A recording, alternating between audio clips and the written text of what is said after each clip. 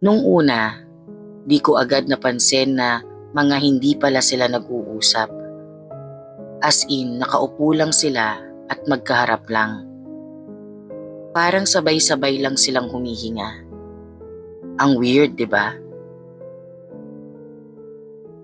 May isa kaming mesa na nakitang bakante. Hindi kami agad umupo sa mesang yon. Nilingon namin kung may waiter ba na lalapit para mag-assist. Pero kahit saan kami tumingin, wala kaming makitang waiter. Umupo na kami kasi baka maunahan pa kami, sabi ni Mila. Pagkaupo namin, hindi ko alam kung saan nanggaling ang isang lalaki na naglagay ng mga platong may pagkain na sa mesa namin. May bigla namang lumapit na babae.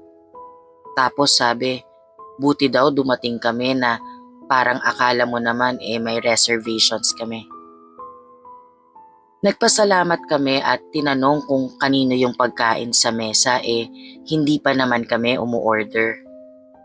Sabi nung babae, sa inyo po yan, it's on the house.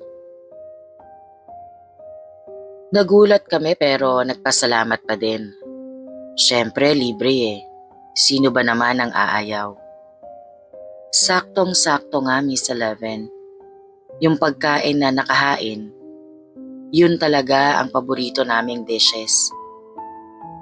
Habang kumakain kami, napansin ni Mila na kakaiba ang galaw ng mga tao. Kapag uminom ang lalaki sa kabilang mesa, iinom din ang babae. Kapag ngumiti ang isa, susunod ang isa. Di ko po sinasadyang napatingin ako sa sahig. Nung una di ko kaagad napansin pero habang tumatagal ang titig ko, doon ko nakita na sa bawat mesa, isa lang ang may anino sa kanila. Sinabi ko yon sa girlfriend ko. Tinanong ko siya kung tama ba yung nakikita ko. At sabi nga niya, yun din daw ang nakikita niya. Na kahit anong anggulo, iisa lang talaga ang anino nila. Bumulong si Mila na para bang nanghihina. Nag-aya siya na umalis na daw kami kasi parang kinikilabutan na daw siya. Sabi ko, sige,